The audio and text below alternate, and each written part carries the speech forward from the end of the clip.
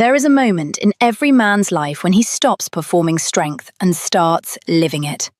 When the armor he has worn so long it feels like skin finally becomes too heavy to carry, and he has to choose, put it down or be buried under it.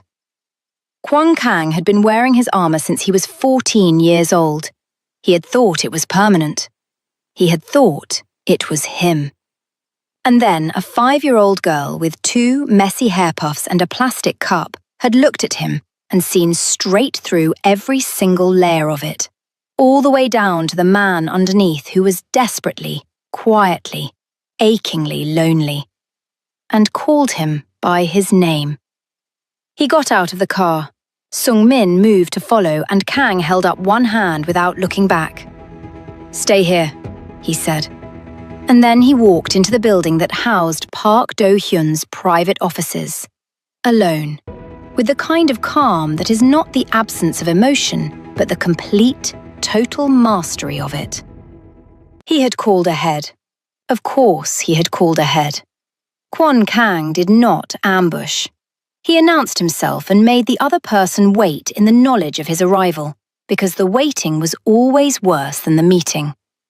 Park Do-hyun's assistant met him in the marble lobby with sweating hands and led him up in silence. The old man was standing when Kang entered. That was the first thing.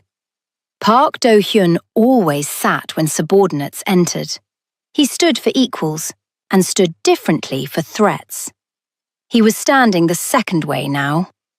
"Kang-ah," he said, using the familiar form, the form that implied closeness, history, affection, the form that tonight rang completely hollow. "Sit down. Let's talk like reasonable men." "I'll stand," Kang said pleasantly. "This won't take long." He set a single USB drive on the desk between them and watched the old man's eyes drop to it and then come back up very carefully. "What is that?" Park Do-hyun asked.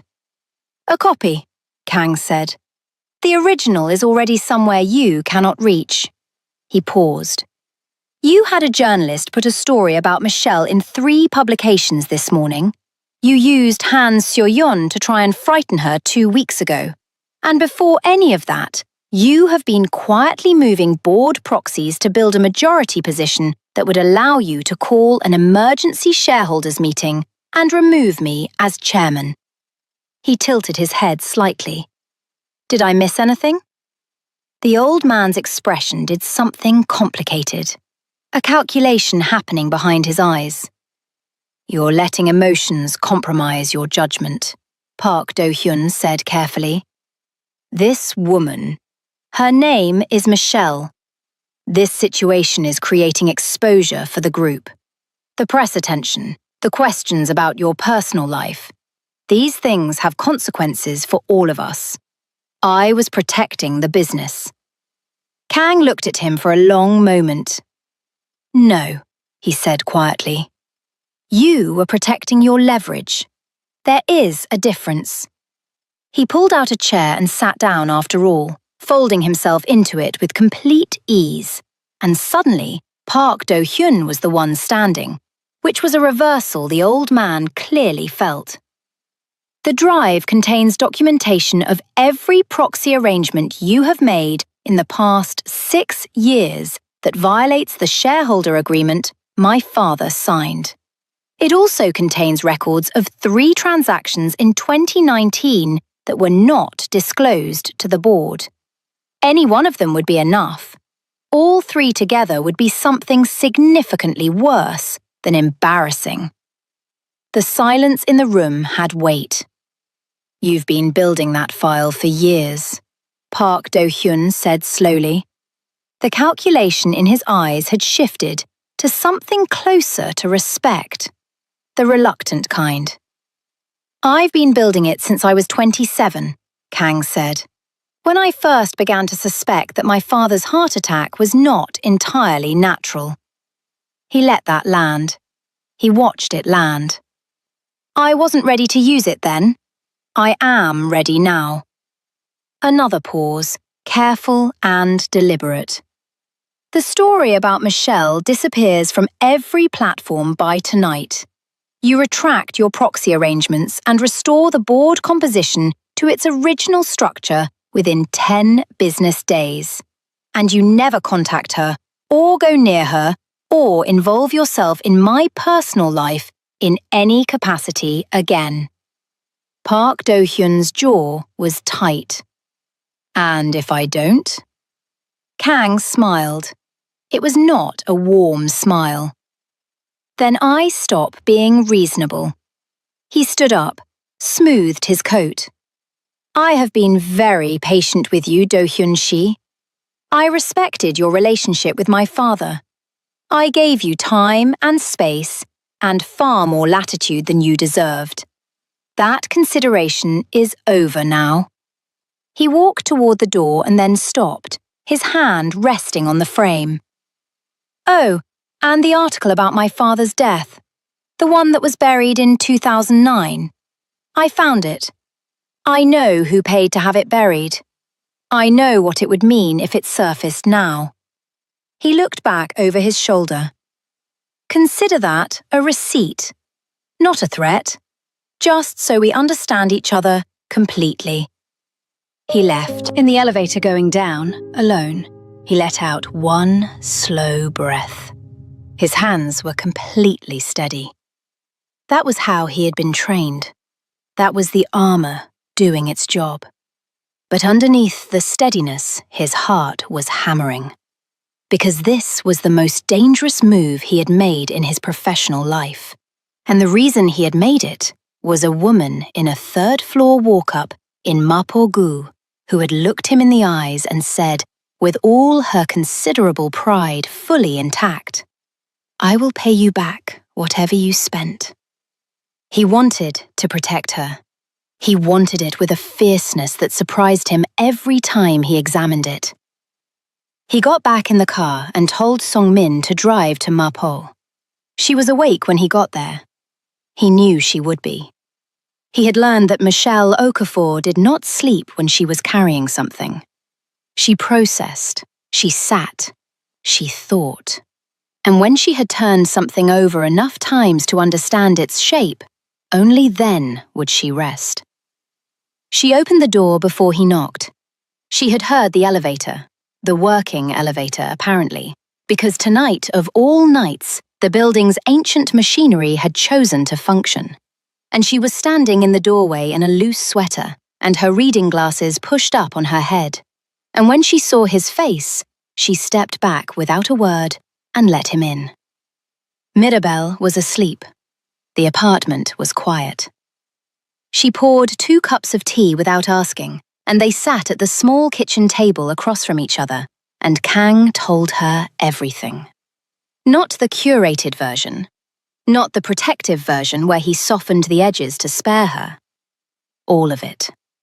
Park Do-hyun, the proxy arrangements, what he suspected about his father, the file he had been building for 11 years, what he had done tonight. She listened without interrupting. This was one of the things about her that undid him regularly. She actually listened. Not waiting for her turn to speak, not preparing her response. Actually listening, taking it in, processing it in real time with those dark eyes that missed nothing. When he finished, the kitchen was quiet for a moment. "Your father," she said. "You think Park Do-hyun had something to do with what happened to him?" "I think my father found out what Do-hyun was doing with the company finances and confronted him privately. I think my father was the kind of man who believed in handling things quietly and honorably. I think Do-hyun understood that about him and used it." He paused. "I can't prove it, not yet. But the article that was buried, it raised questions about the circumstances.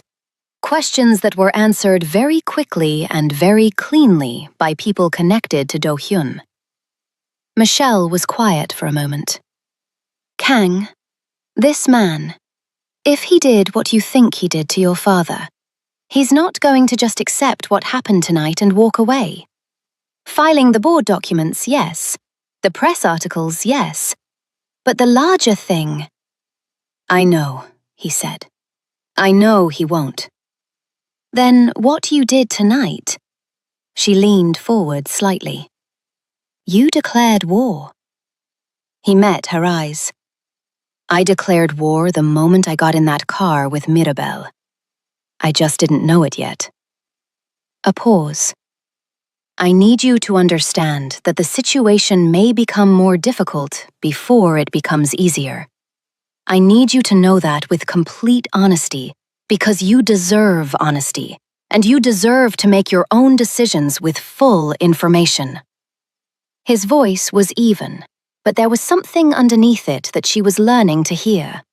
The frequency of someone who is afraid not for themselves, but for someone else. If you want to step back from this, Quan Kang, she said, and something in her tone made him stop. She took off her reading glasses and set them on the table. She looked at him with the directness that was fundamentally, essentially her. I have been stepping back my entire life. From things that scared me. From people who told me the road was too hard.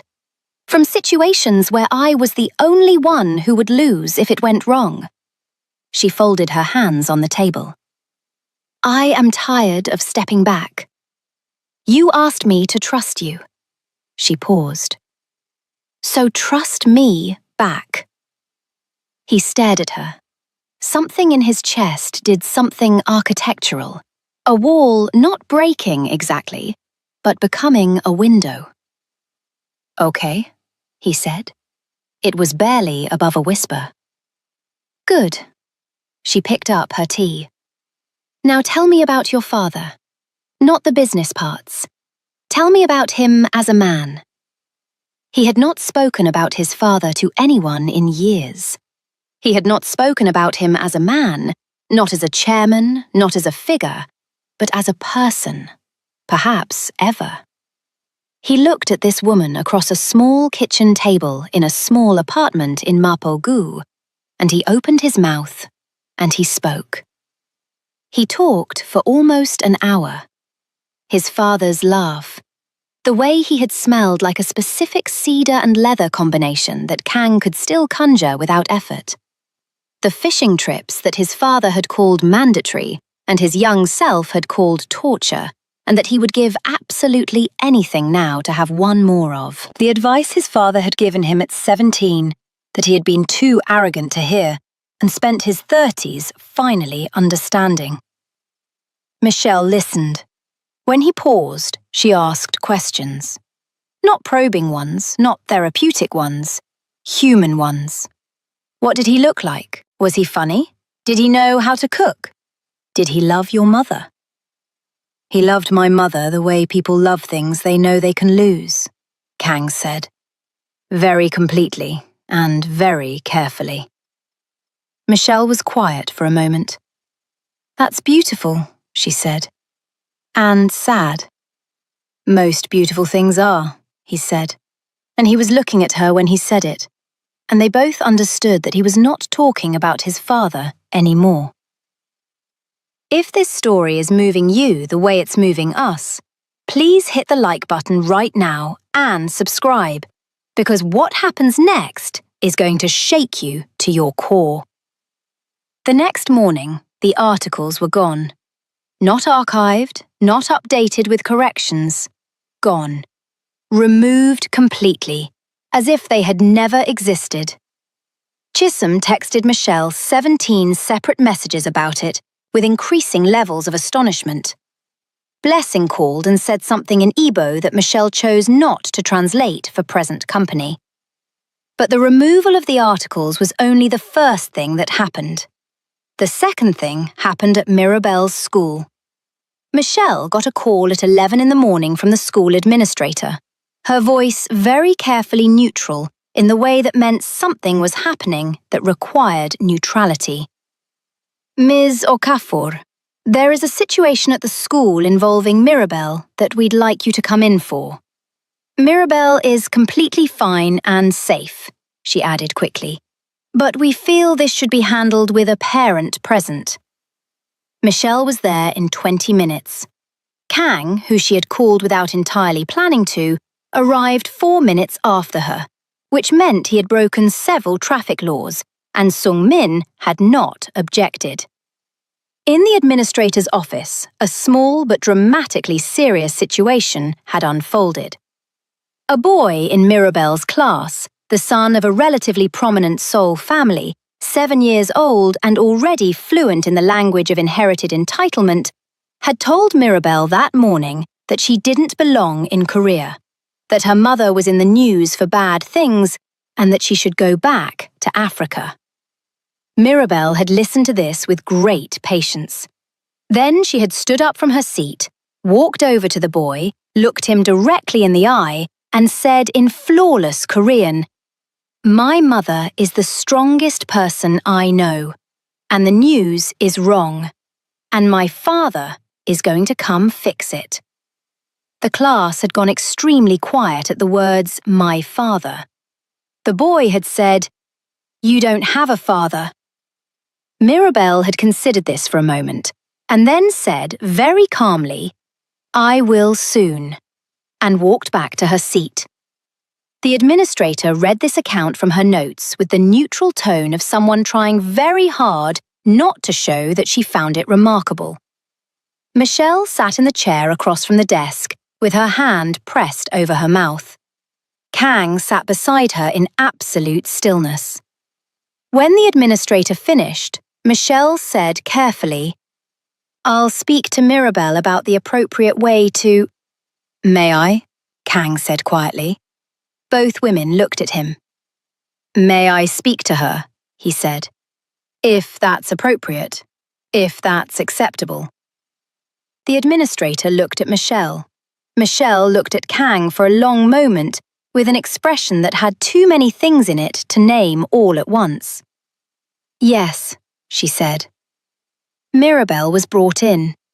She walked in with her backpack and her chin up, and the expression of someone who does not regret their choices. She saw her mother and nodded seriously. She saw Kang, and her entire face changed. The way faces change when you see someone you did not know you were hoping for. "I didn't get in trouble," she told him immediately. "I didn't push him or say a bad word. I only used my words." "I know," he said. "Come here." She came to him. He crouched down. She stood in front of him with her serious 5-year-old dignity fully assembled. "You said I was going to come fix it," he said. She met his eyes. "You did, though. The things on the internet are gone. Mummy's friend Chisholm told her." He stared at her. This child. This extraordinary, terrifying, perfect child. "How do you even know about that?" "I hear things," said Mirabelle, with the serenity of a sage. He was quiet for a moment. He looked at her, really looked at her, the way he had that first night on the sidewalk, and he felt the question she had asked him then reverberating through everything that had happened since. "Do you want me?" "Mirabelle," he said, "I need to tell you something important." She waited, very still, very serious. "I am going to take care of you and your mother. I am going to make sure that nobody says things like what that boy said to you today without consequence. And I am going to be here." He paused. "For a long time. If that's acceptable to you." Mirabelle considered this with the gravity of a Supreme Court judge. "Are you going to be my baba?" she asked. The word, baba, the Yoruba word for father, sitting in her mouth so naturally, said so simply, landed in the center of his chest like a key in a lock. He heard Michelle make a sound behind him, a small, sharp, involuntary sound. "If your mother agrees," he said carefully, "then yes, that is what I would like to be." Mirabelle looked past him at her mother. Michelle was sitting in the chair with her hands clasped in her lap and her eyes very bright, and her expression showing a woman who has spent a very long time being strong alone and is in the process of learning, terrifyingly and wonderfully, that she doesn't have to be. "Mummy," said Mirabelle. "Come here, baby," Michelle managed. Mirabelle went to her mother. Michelle held her for a moment with her face pressed to the top of Mirabelle's hair.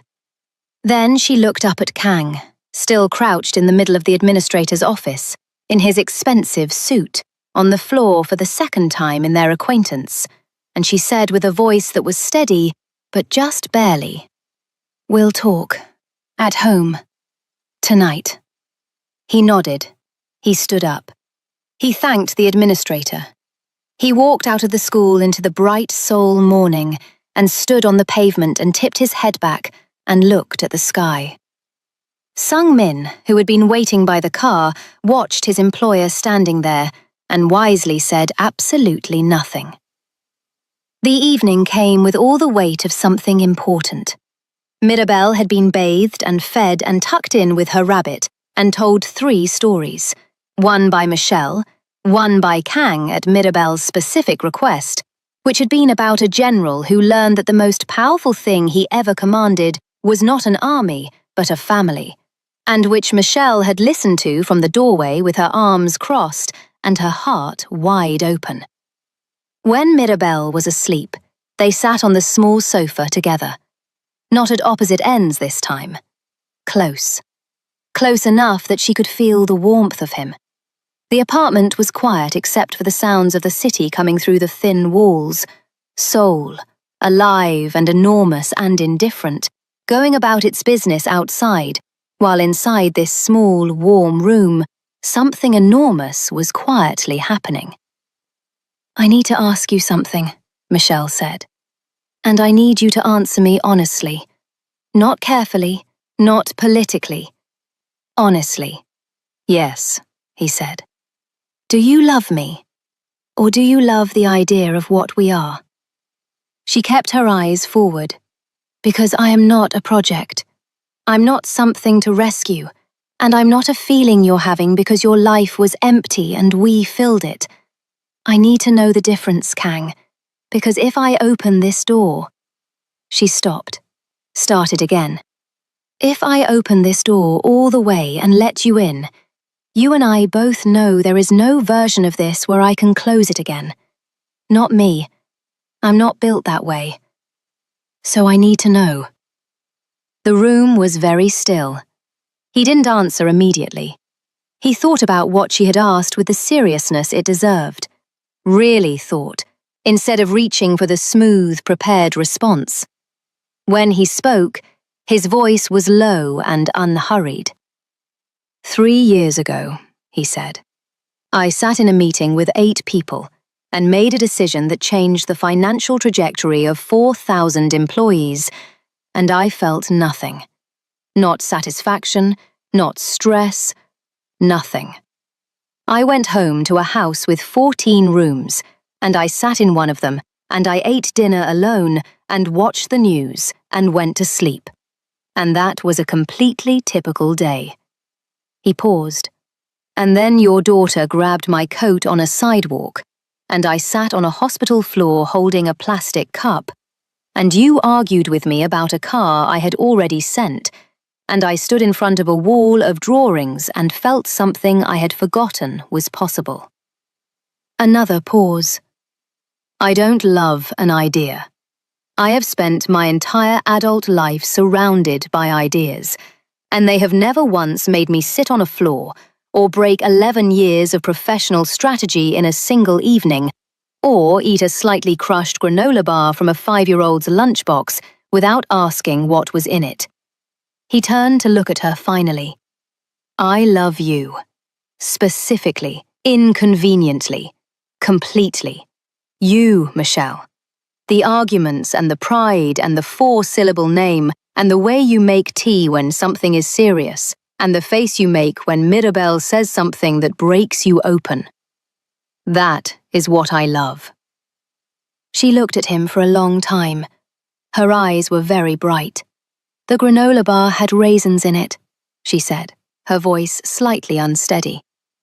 You don't like raisins. I saw your face. I ate every single one, he said. She laughed, the same laugh that had stopped him at the restaurant, full and unguarded and real. And then she stopped laughing and looked at him, and the air between them changed into something that had been building for months. Okay, she said quietly. Okay, Kwon Kang. He reached out and took her hand. Just that. Her hand in his. No grand gesture, just contact. Steady and warm and intentional. She turned her hand over and held his back. But peace, in this story, was never going to come without a final price. And that price arrived precisely 1 week later. It came in the form of a woman Kang had not expected. His mother. Kwon Mi-rae had been living in Jeju since her husband's death. She had retreated from Seoul and its memories and its politics with the quiet efficiency of a woman who has survived everything and knows the cost of everything. She was 63, elegant, precise, and formidable in the way that women are formidable when they have outlasted every person who underestimated them. She arrived at Kang's Seoul residence unannounced, which she had never done in 12 years. She sat in his living room on a chair she chose with the deliberateness of someone placing a flag. And when Kang came home that evening to find her there, he understood immediately that Do-hyun's retreat had not been total, that the old man had made one final move before folding his hand, and that move had been to call Kwon Mi-rae and tell her things designed to be maximally destabilizing. His mother looked at him and said, "Tell me about this woman." He told her. He told her everything, the way he had told Michelle everything, completely. His mother listened with the stillness of someone who has learned to separate information from reaction. When he finished, she was quiet for a long time. "Park Do-hyun called me," she said. "He told me a version of this that was designed to make me afraid." "I know." "He mentioned things about your father." Her voice was absolutely controlled. "Things about the night he died. Things he said he had proof of and would release unless..." "Unless what?" Kang's voice had gone very still. His mother looked at her son. "Unless you ended the relationship with the Nigerian woman and returned the board to its previous arrangement." A pause. "He gave me a week to convince you." The room was completely quiet. "He doesn't have proof," Kang said. "He has leverage. There's a difference. Whatever he told you, Kang Ah..." His mother said his name the way she had said it when he was a boy. The way that stopped everything. "I know he doesn't have proof. I know what happened that night." Her chin was steady. Her eyes were steady. "Because I was there." There are moments in a story that change everything that came before them, that make you reassemble every scene from the beginning with new understanding. This was one of those moments. Kwon Mi-rae had been in the building the night her husband died. Not in the room, she hadn't known what was happening in the room. But she had come to bring him something he'd forgotten. Something small and domestic and completely out of place in the narrative of what happened after. And she had seen Park Do-hyun leaving. She had seen the expression on the old man's face. She had said nothing for 12 years because she had a son, and because she had been afraid, and because she had no proof, only the terrifying certainty of instinct. She had been carrying it alone since he was 26 years old. Kang sat across from his mother in his own living room and felt 12 years of his life realign themselves. He felt the weight of what she had carried redistribute itself, some of it passing to him, but also, in its passing, becoming lighter for them both. "Why didn't you tell me?" he asked. His voice was very quiet. "Because you would have done something," she said simply. "Immediately, without enough preparation. You were 26 and you were furious and grieving, and you would have gone at him the same night, and he would have destroyed you. She paused. So I waited. I waited for you to become someone he couldn't destroy. Another pause, so delicate. It took a Nigerian woman and her daughter for you to become that person. I want you to understand that I am fully aware of the irony. He stared at his mother, and then, unexpectedly, Kwanmire smiled. A small, real smile, the one she gave when something genuinely surprised her. I would like to meet her, she said, properly. And the child? A pause. Do-hyun told me about the child. He meant it as a complication. He has never understood that children are not complications. They are the point. If this story is living in your chest the way it's living in ours, please subscribe and share it. Someone who needs this story is waiting for it. They met on a Sunday. Michelle wore a deep rust-coloured dress that Chisom had chosen and Blessing had approved, and Mirabelle had called very pretty, with the authority of someone whose opinion is final. Kwanmire arrived with flowers, not the grand arranged kind, simple garden flowers. And when Michelle opened the door and they looked at each other for the first time, something quiet and mutual and entirely between women passed between them. Your home is warm, Mireille said, stepping inside and looking at the wall of drawings. Thank you, Michelle said carefully. Mireille stopped in front of Mirabelle's drawings. She read each one slowly. She stopped at the newest edition, the one Mirabelle had put up 2 days ago, a drawing of 4 figures labelled in her serious crooked letters. Mommy, Baba, Kang, Halmoni, and Mirabelle, the brave one. Mireille stood in front of it for a very long time. Her shoulders moved once. When she turned around, her eyes were bright.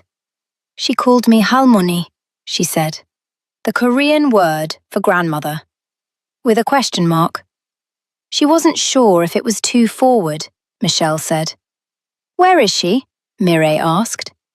Mirabelle appeared from the hallway as if she had been waiting for exactly this cue, which she absolutely had been, because she had been standing behind the door for 3 minutes. She came forward with her hands clasped in front of her and looked up at Kwanmire with the full assessment power of those round, serious eyes. Mireille crouched down. Mirabelle said very carefully in Korean, Are you Baba's mother? Yes, said Mireille. Mirabelle considered this. He looks like you, around the eyes. Mireille laughed, a real laugh, surprised out of her. He does, she agreed.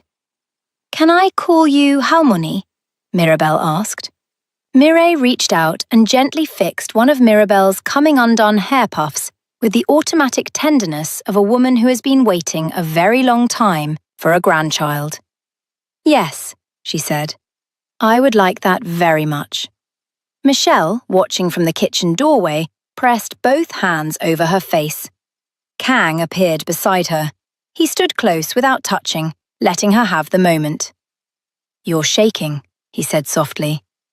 I'm not, she whispered, muffled behind her hands, shaking.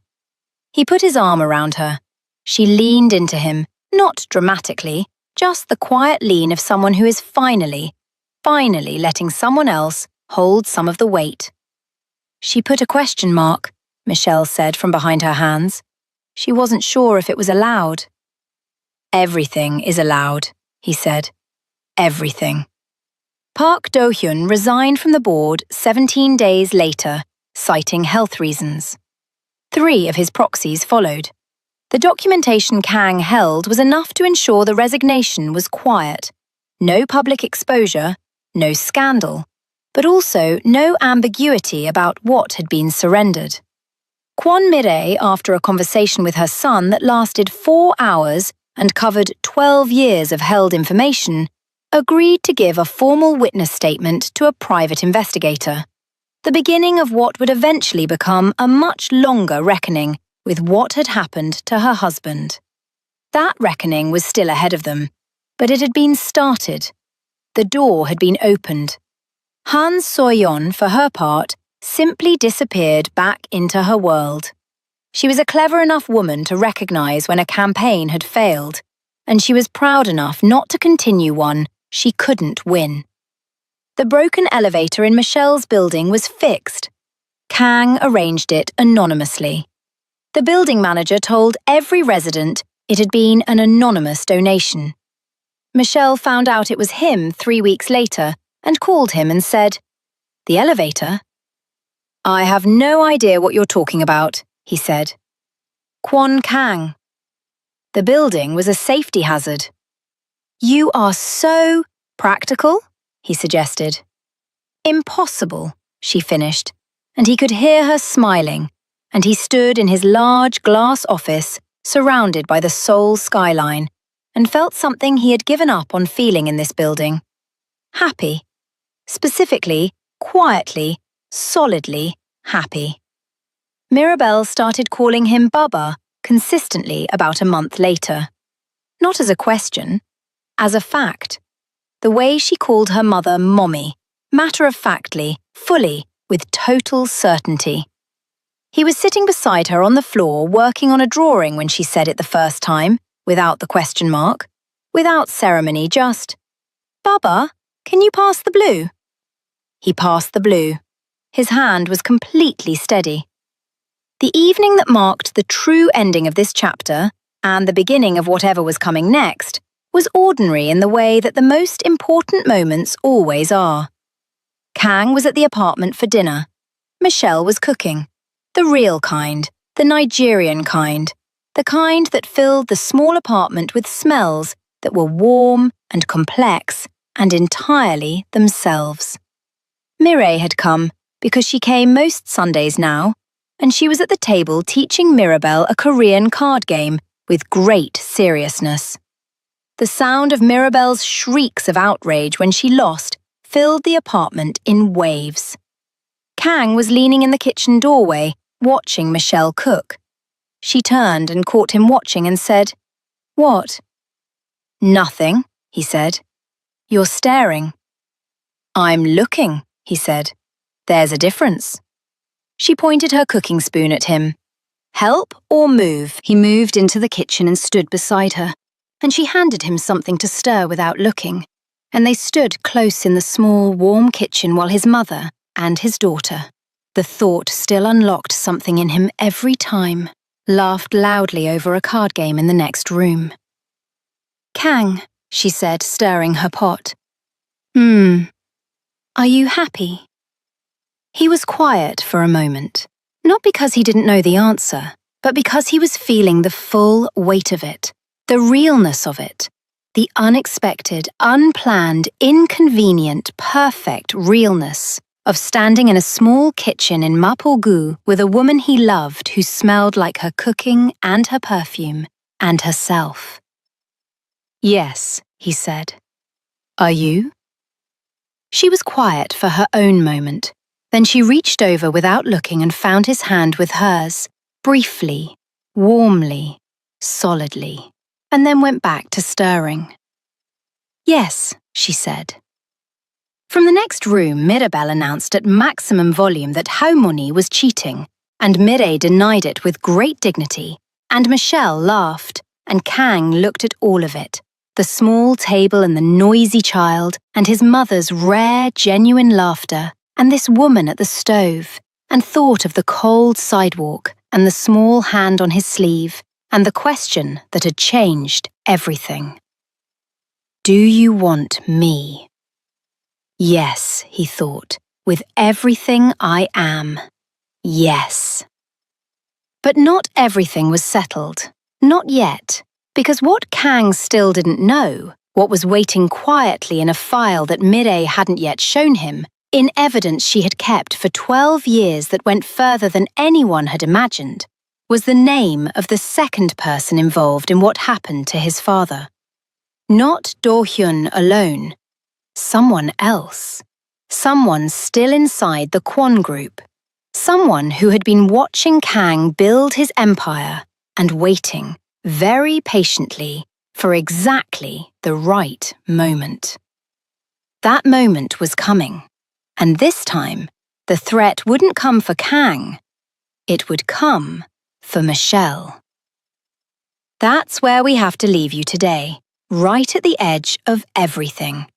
And if this story has taken up residence in your heart, if you've felt every moment of it, please like this video and subscribe right now so you are the first to know when part 3 arrives.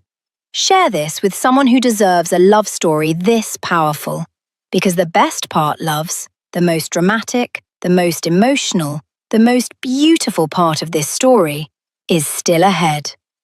We'll see you very soon.